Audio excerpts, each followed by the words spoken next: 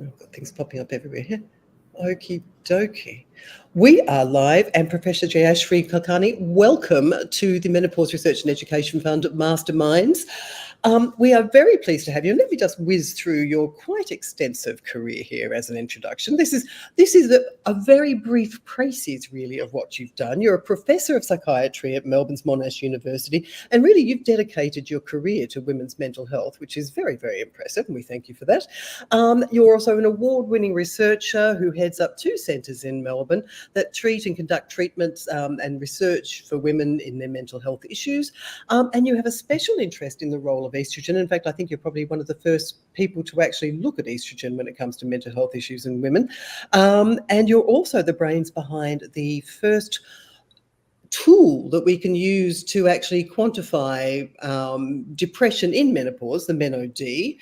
And you have an Order of Australia as well. So there you go, just to boot. That's quite an impressive long list, and that's only just scraping the surface of it. Thank you. Thank you for having me on your program. My pleasure. My pleasure. Now, when you started your career, I mean, basically, traditionally over the course of medicine, really generally, we've separated the mind from the body. We haven't really paid much attention to what we would call reproductive hormones when it comes to mental health.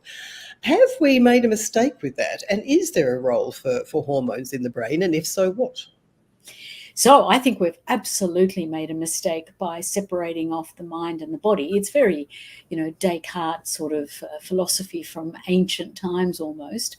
And for a very, very long time, people believed that estrogen, progesterone, testosterone, those hormones are called gonadal hormones. And so even in the name, it was like, these are gonadal hormones. They only impact on the gonads, which was wrong. It is just wrong. Because when you look at the neuroscience research that actually has been going on for a long time, but really if you think about the volume of neuroscience research, particularly in the last 10 years, it is very, very clear that all of these hormones are potent neurosteroids or brain steroids. And they have an effect pretty much, throughout the whole body.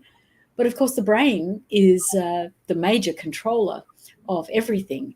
And when you look in the brain, there are receptors and sites all throughout the brain that are really impacted by all of those progesterone, estrogen, and testosterone. So these particular hormones push the neurochemicals in certain directions. So we know about serotonin, for example. People will know about serotonin reuptake inhibitor drugs that are for depression, Prozac and all the rest. And estrogen actually is a big controller of serotonin.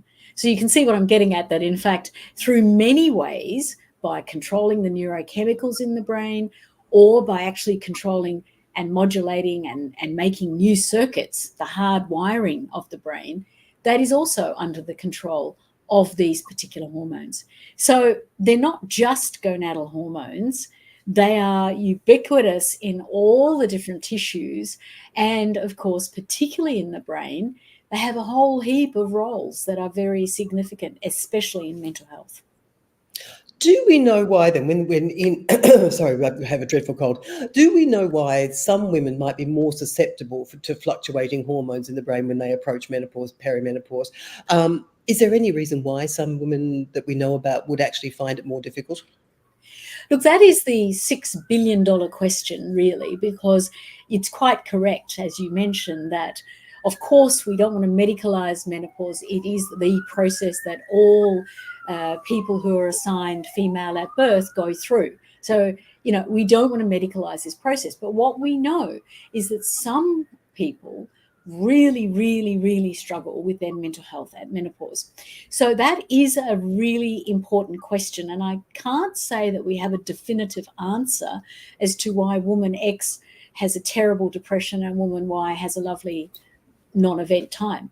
What we are getting some clues about is, though, that the brain in some people is very susceptible to the hormonal fluctuations.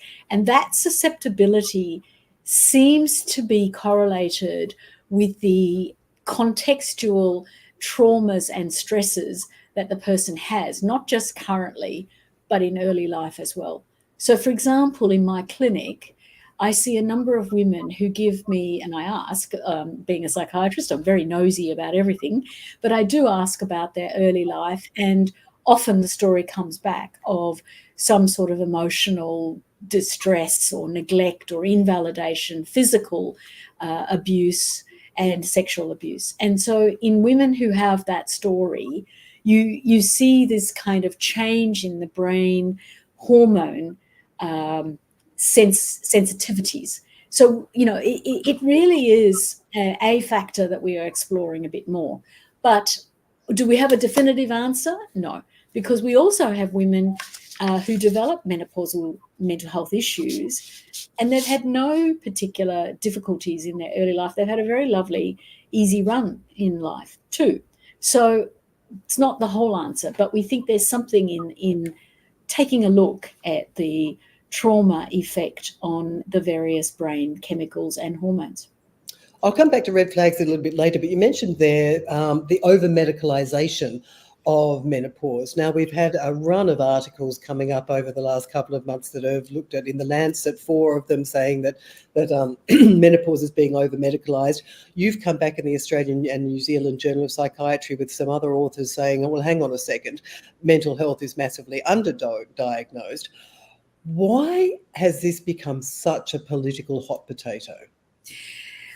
I often sort of keep thinking about why is this happening, and I think there are very, very, very many answers to this.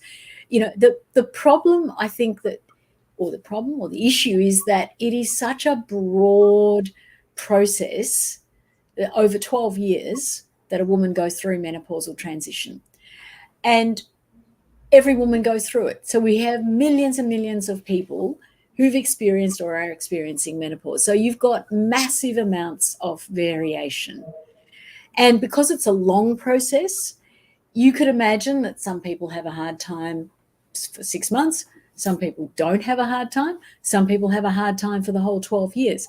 Now, you're never, ever going to pick up that kind of soft data answers from the massive population studies that are being done, because you also need to define, what are you talking about in terms of mental health? Are you talking about severe major depression where the person is kind of moribund, they take to bed, they can't do anything, they're completely, out for years? That's one form of very severe depression. But the more common picture in menopause is there are bits of mental health challenges that just sort of come along and they're really bad for a few months, and then suddenly it all goes away and then comes back again. And it's also the severity varies a lot as well. And you also have to think about the definition. This is not a depression that is the same as major depression. So all the other clinical tools that are used are designed to pick up major depression in the community, or a depression that is what you see in men and younger women. So this is different. And so again, you see, you can miss the anxiety, the panic, the poor self-esteem, the rage, the irritability, hostility, all these different symptoms if you use a blunt depression tool. So I think that's happening as well. Or the anhedonia, as somebody here who's listening has just mentioned, this feeling of just being emotionally flatlining. Yes.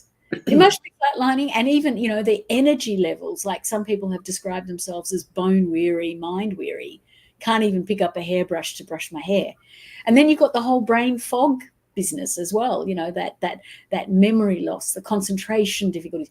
So you can see that the spectrum of symptoms here are not what we would call standard major depressive disorder as per the DSM criteria or the ICD criteria. But the tools that are used are based on those definitions of depression. So that's another issue. Then you've got the weird politics. So unfortunately, politics invades everything, and the field of menopause is not separated from politics. And so you have people who, took up their studies in menopause when it was very unfashionable to be studying menopause. And that's a small group, and they kind of formed their own club. And so they generated the information and so on from this standpoint. And with all good intent, They wanted to make it not difficult for women to be in the workforce or get, have a first female president, prime minister, whatever. Because, it was a real thing, that it was a sense of, shush, don't talk about your hormones, because if you do, then you're a lesser being. And who's going to promote you to the loftiest of positions or powerful positions in any capacity? So that was the early feminist movement. We're talking about the 60s and 70s. But have we really moved far from that? Because in the end, we see the same arguments coming up, even in the Senate inquiry in Australia. We've got the, sort of, oh my God, don't tell them about the symptoms, because then they'll think they've got it and they'll be coming in and demanding HRT. But also, you're doing women a disservice, because if you say it's their hormones, nobody's going to promote us, nobody's going to give us another job. It plays right into that hand of that sort of sexism and misogyny that we've all experienced for time immemorial. So how do we get to a point where we can actually balance that and actually say, well, hang on a second, it might be hormones, but it's not actually a problem? Which is where the actual hormone treatments come in, because this is the part that's really frustrating for me, because I see woman after woman in my clinic, and because I'm a psychiatrist, I'm a tertiary referral too. So she's probably gone through, the usual picture is she's gone through 5-6 years of awful loss of quality of life. She's really had terrible brain fog, terrible anxiety and panic, and has not been able to maintain her job at the same level that she was at, or relationships have gone sour. All sorts of bad things have happened. Now, it's at this point where I come in usually and organise for hormone therapy. And what's frustrating for me is this could have been done 5 years ago and saved this poor woman from having to go down this awful, deep, dark tunnel and not come out the other side. And we have to be very serious about this, because this is a serious, debilitating condition in some women. Not all, but some. So we can actually answer the critics who go, shush, don't talk about, all you creatures are at the whim and mercy of your hormones. Well, first of all, it's not everybody. It's a percentage. And there are available treatments. So what my particular target is to get the mental health clinicians and the general primary healthcare physicians and practitioners to better understand that menopause can cause depression, particularly in the early stages, and pick it up as a specific type of depression with a specific treatment, because then you're actually arming this woman with a really good treatment strategy that lets her go back to her high level of functioning. So we don't lose the services of this woman, and she doesn't lose the quality of her life. And so therefore it's a win-win. That's where I think the particularly exciting things are, that we have much better hormone therapies now. It's not like in the 80s and 90s where, we had pretty awful progesterone components to the treatment that created the havoc in terms of breast cancers and so on.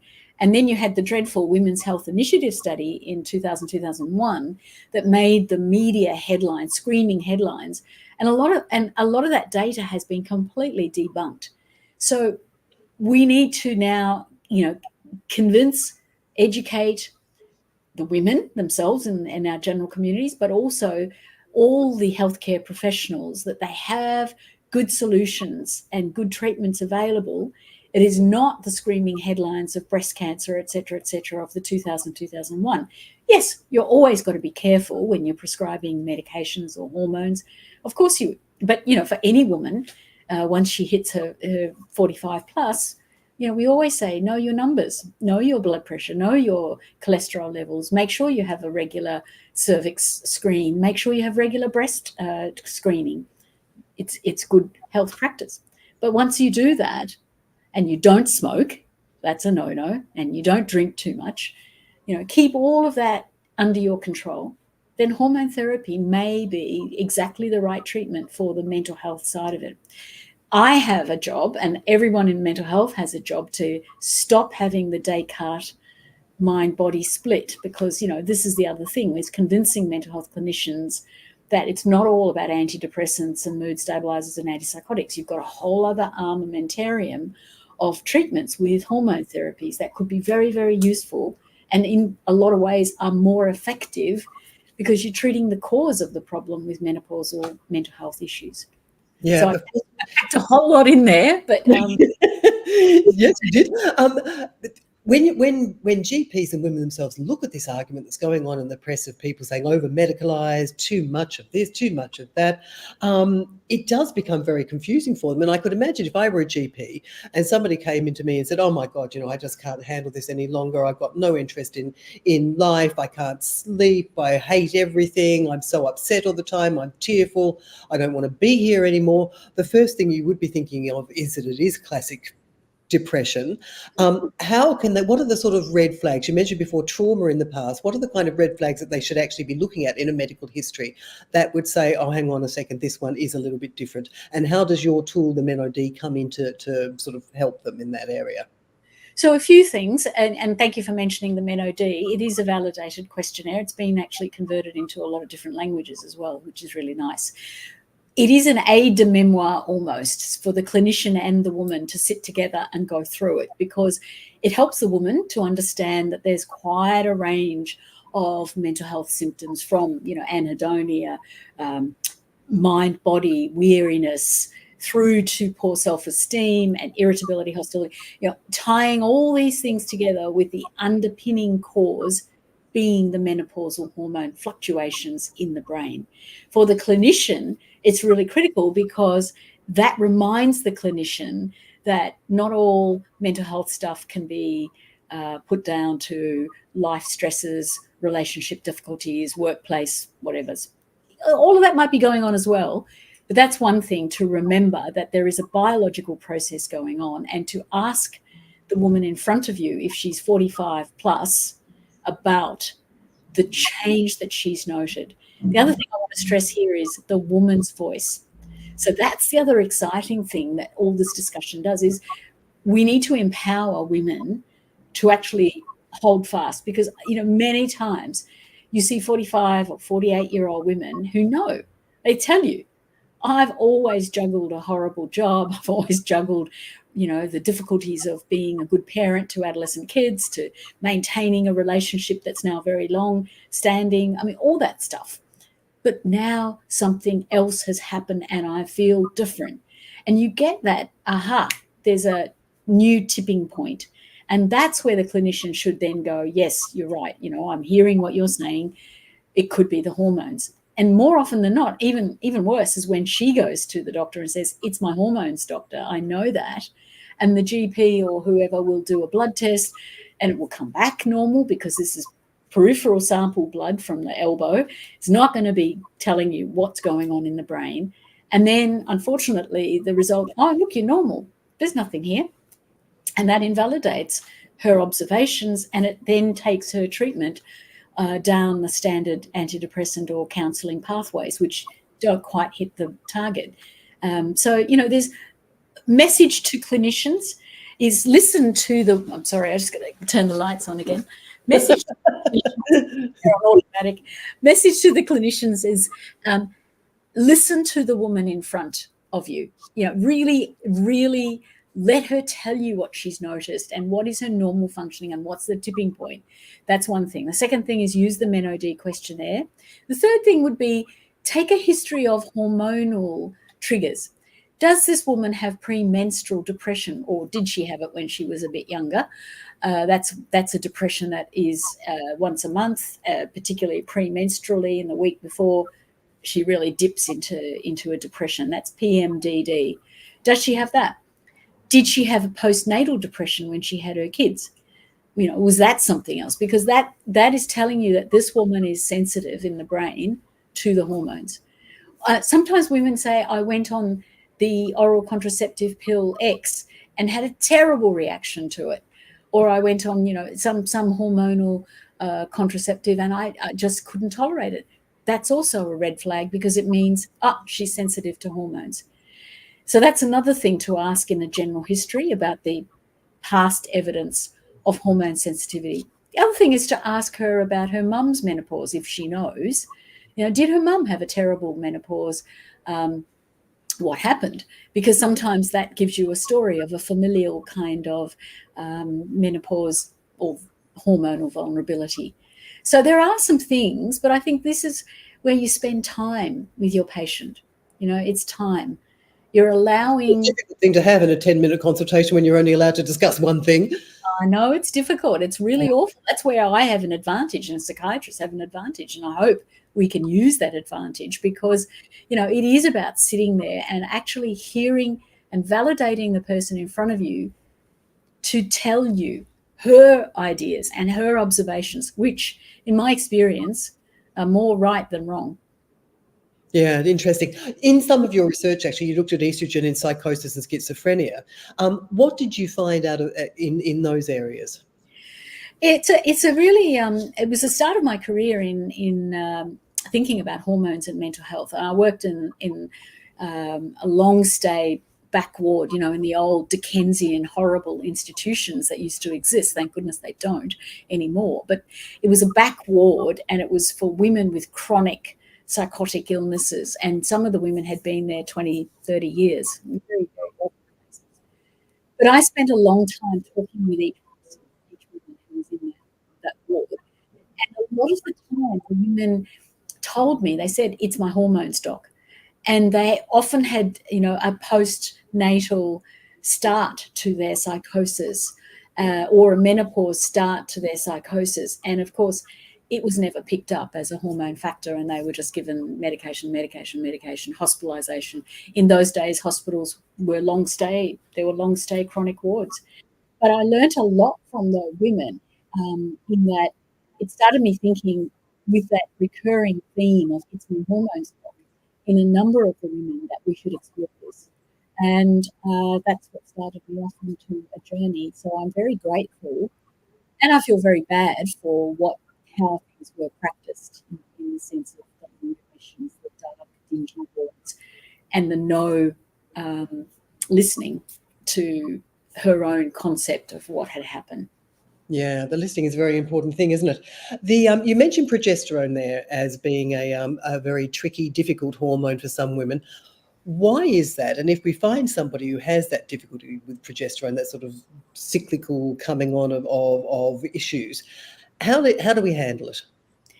So we're talking here about synthetic progesterones, which are called progestins or progestogens. So this is the problem. It's not so much what a person has internally.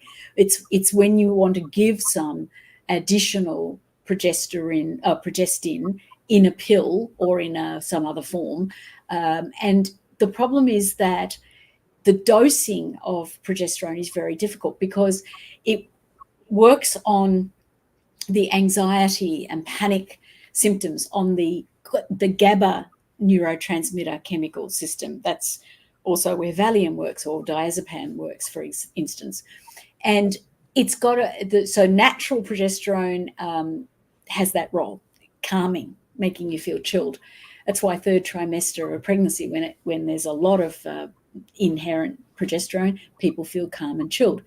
The breakdown product of progesterone is allopregnanolone, and it also has significant mental health effects, but it's dose dependent. So in the synthetic version, it's very hard to replicate the natural progesterone, and it's also hard to get the dose right. So allopregnanolone, as a breakdown product of natural progesterone, is currently being thought of as the key hormone that creates a switch. And particularly in postnatal depression, it's seen as the big cause of postnatal depression in that the switch is faulty. So in some women, for some reason, they don't break down their progesterone to allopregnanolone in the right doses, which then doesn't switch the GABA switch, and then they go off into postnatal depression. That's the natural, faulty, but natural occurring switch. The synthetic version of allopregnanolone is now being used and is being developed as a postnatal depression drug. And there's 2 on the market, and more coming. So that's an interesting development. When we look at menopause, We don't have that compound to use in menopause, so we have to use more synthetic progestins.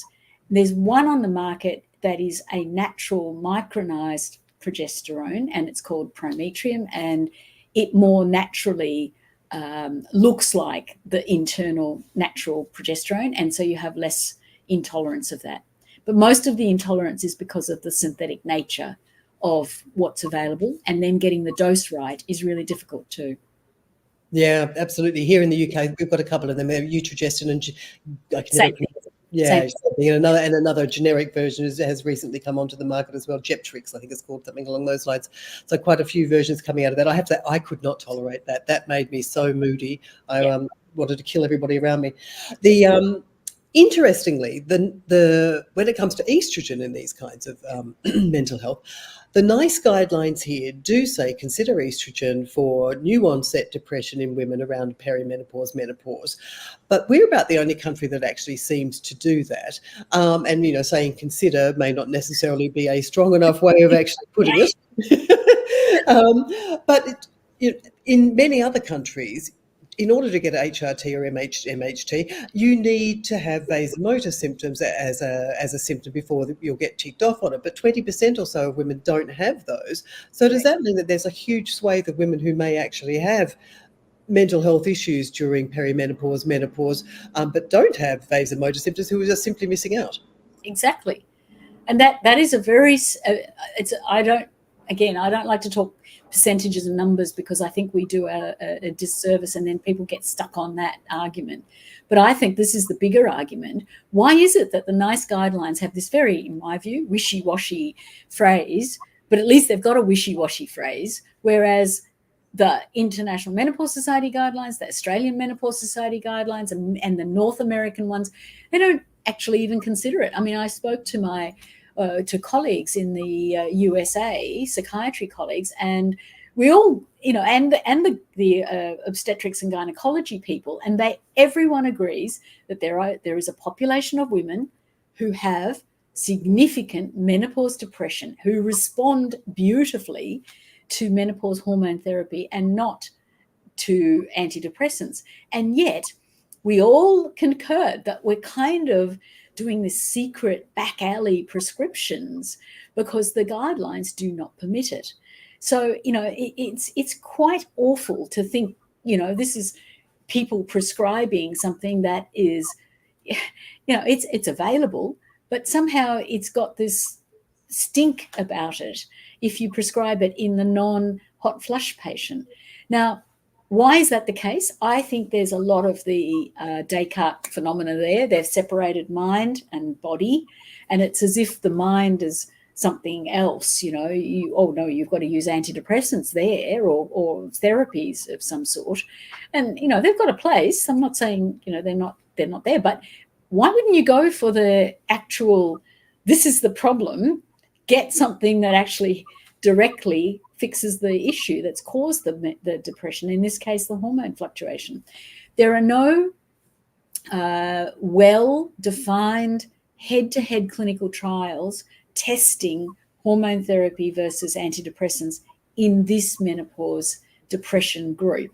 Now, I've been trying to get this done, and I've met with a catch-22, which goes like this. We can't let you prescribe, or we can't get into the guidelines that you can use MHT, menopause hormone therapy, for depression in menopause until there is evidence, hardcore evidence from a randomized clinical trial. Mm-hmm. However, we're not going to fund you to do a randomized clinical trial because there is no such classification as menopausal depression. It is not there in the DSM, the ICD systems. So if it's not there, it doesn't exist. So we can't fund you to do the trial. If you don't do the trial, you can't treat. You can't get it in the guidelines. You see this terrible circuit that we're in. Of hell. It's stupid. There's absolutely no other word for it.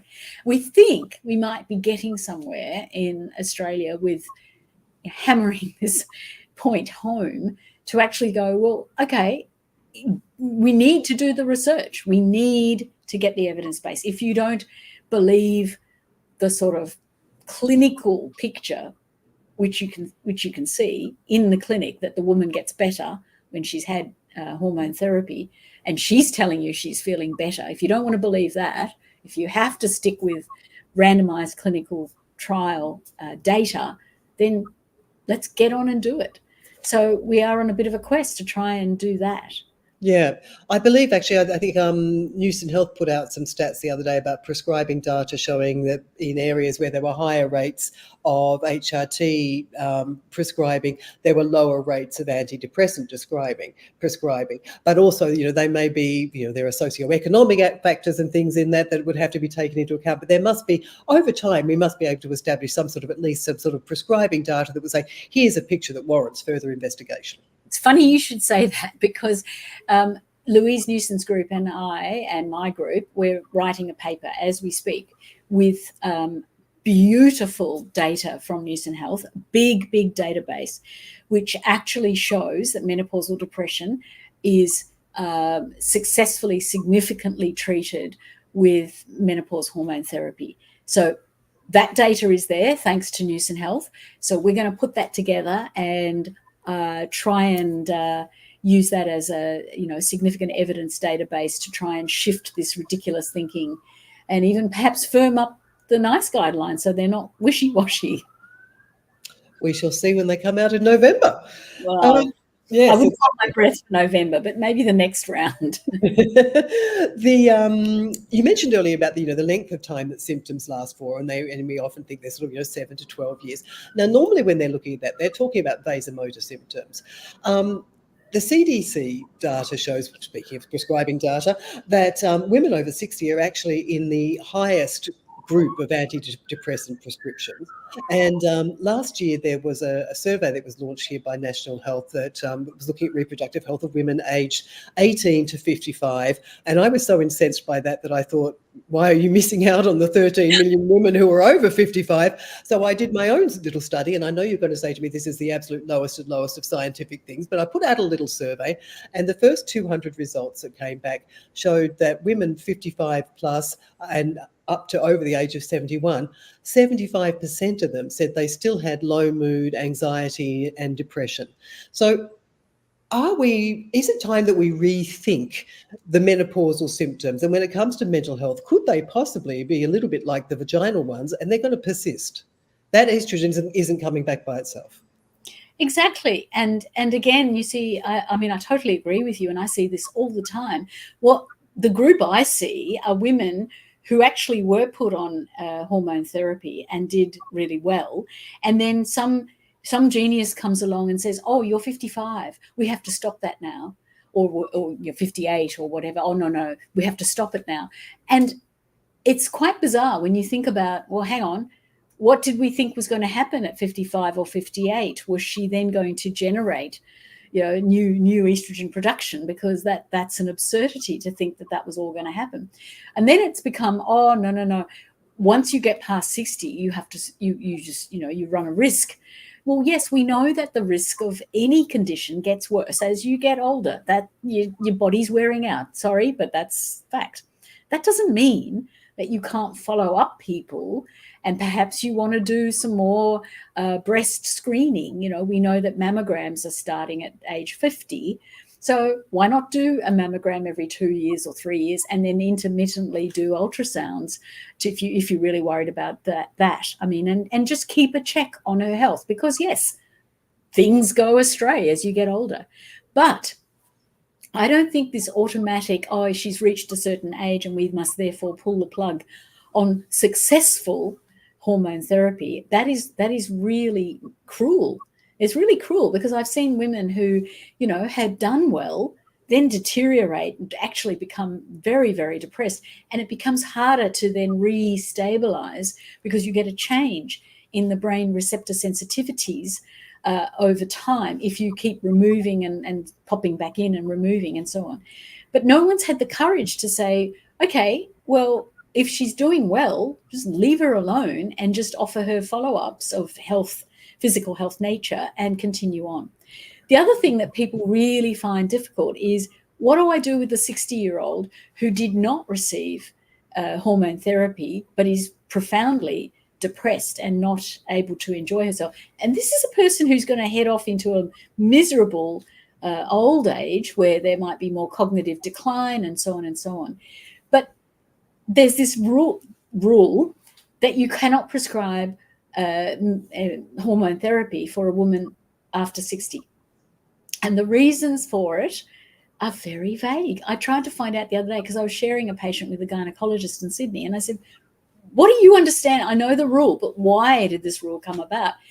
So he and I went through, pouring through whatever we could, and we came back with the evidence from the old studies with Premarin, which is a horse type of equine urine, yep.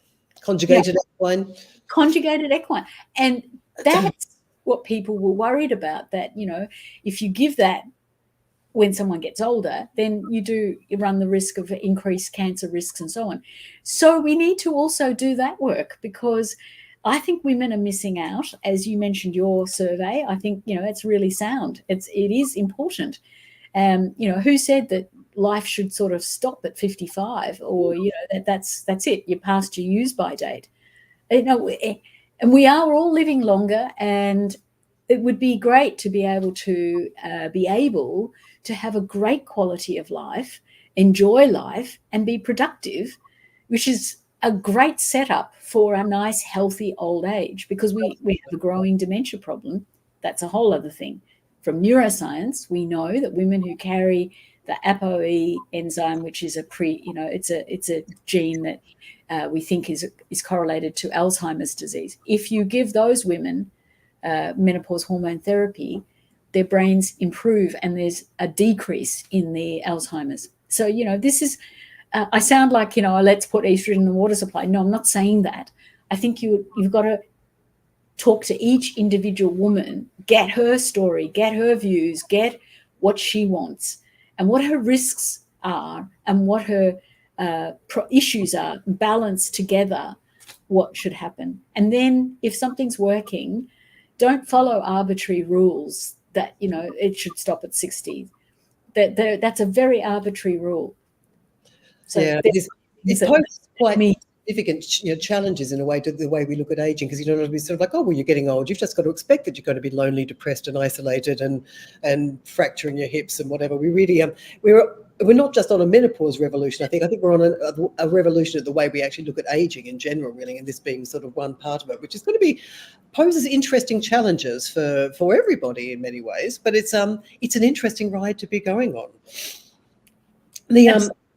The other thing out of that is when we come to, now this is one of these other controversial areas, is while you said you don't want to, you're not on the side of putting estrogen in the water, there's a growing body of people who are into tweaking their estrogen sometimes on a daily basis. I woke up this morning and I don't really feel very great, so I'm going to add an extra couple of pumps and things like that. So where do we stand on working with the woman to find the dose that actually works for them? And if it comes to the point where it's quite a high dose, there are those that say, well, hang on a second, we don't have the evidence for these high doses of estrogen and we don't know what the long-term effects are. So how do we reassure them that this will be okay? I think we have to come back to thinking about personalized medicine.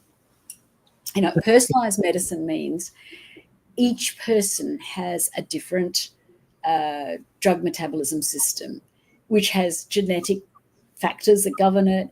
It has ethnicity factors in there, contextual factors, a whole lot, dietary factors. I mean, we haven't scratched. We've got to scratch the surface, but we haven't gone much deeper to understand this. But we do know that woman X is very different to woman Y. And so it's going to be important to individualize the prescribing for each person. And even within that, there is a rough rule of thumb that if you're treating hot flushes, that dose is going to be less than the dose that you'll need of hormone therapy to treat osteoporosis or bone, right? And that dose is going to be less, again, than treating brain or mental health. So it's not surprising that if you're treating depression, you might need to increase the dose of the particular estrogen compound that you're using. But you will do that with the woman tweaking her dose to some extent. I think that's a really good, sound clinical way to go. And when we say tweaking, are we talking sort of like, I don't feel great today, so I'm going to put an extra couple of pumps? Or are we talking about in conjunction with their GP saying, you know what, let's put it up an extra pump and leave it for 3 months and see how it settles? Yeah, or even, 4 weeks and then review. But we've got to be careful, because when I talk about tweaking, I'm not talking about daily, because you can get estrogen withdrawal if you're going up and down. And also the brain likes, that's why we're using the hormone therapy. We're trying to stop this from triggering the neurochemicals and the circuitry changes in the brain, because the brain likes a nice, smooth hormonal setup. So too much of this is not going to work. But is it that this woman needs 2 pumps, or does she need 3 pumps, or does she need 4 pumps, or, oh my goodness, if she needs 5 pumps, that's not a disaster. What would be a disaster is if no one was monitoring this woman's health.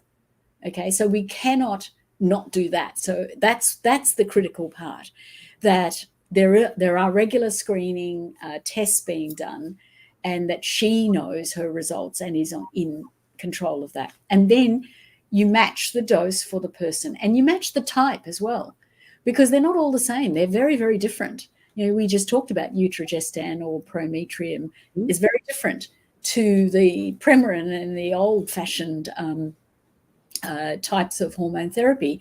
And even within the progesterones, there are quite a range of different synthetic progesterones.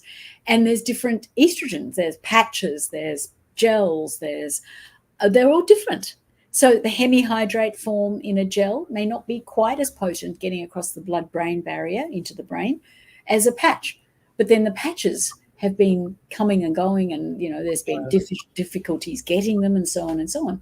The oral version is different again in terms of absorption and how much of that goes into the brain. So there's lots of differences, and it may be it takes a little while of trial and error, but you're on a journey with your patient, and she's running the show in the sense of she'll tell you, and you get her back, and you get her back, and you have a discussion, and you have another discussion. And it's not that she's a difficult patient if she can't, you doesn't just click in first go. She's an individual. So we work together to get the right combo. It's an interesting one, because we get to a point where, where there's somebody, they're upping and upping and upping and upping until they're on, 8 or 12 pumps, and looking like Krusty the Clown with patches stuck all over their body, but not finding any benefit. At what point do you say, well, hang on a second, we're going to start to bring you back down and look at it from the other end? Because often the symptoms of high estrogen levels and very low ones can be quite similar. So at what point do you sort of say, hang on a second, this obviously isn't working? Your serum levels are very, very high, but you're still not getting any benefit. When do we turn the corner and come back? I think there's a sort of a combined wisdom on that, in the sense, combined as in the woman herself and the clinician, that there will be a point at which you think, no, and it might be at 6 or 8 pumps. Everyone's starting to get a little bit twitchy about what are we doing here. I mean, there's absorption issues as well. So, each woman has a different rate of absorption, and that can be a problem. There can also be brain sensitivity to receptor sensitivity differences. So that's another issue. Sometimes, the actual issues could be quite a different. They may not be the hormonal menopause. They might be a whole range of other psychological issues that are actually playing out here. So it is, again, knowing the whole context of the individual in front of you, but working together on it. I know sometimes people, and I think it's more possible in the UK than anywhere else, use testosterone as an almost estrogen sparing hormone, because testosterone is the third hormone in this mix. And sometimes people use the testosterone as a way, because it breaks down to estrogen. So, it's a way of sparing or getting a different form of hormone into the brain in particular. So there are all sorts of different things that are going on here. Absorption is a big problem. As my gynecology friends tell me, 40 years ago, there were troches that were put right into the under the skin and so on. So, you know, they were much bigger doses of estrogen. And so some of the older gynecologists swear by that, which is, of course, not happening now. But there was a time when there were bigger doses that were part of the mainstream. Look, I think it's the same feeling that you get when you actually are treating somebody with an antidepressant. If you find yourself just increasing the dose, doubling the dose, then you know that you're not on the right tram and you need to get off and think again. Yeah, that makes sense. And I guess actually in that case too, if it's a woman, you might be thinking, oh, this is a red flag that I should actually be thinking about estrogen rather than the antidepressant. Exactly. But that doesn't always happen. Very true. So what's next for you? What's your what are you hoping for when it comes to menopause and women's health? Look, I have so many hopes, and I feel like we've got an opportunity now.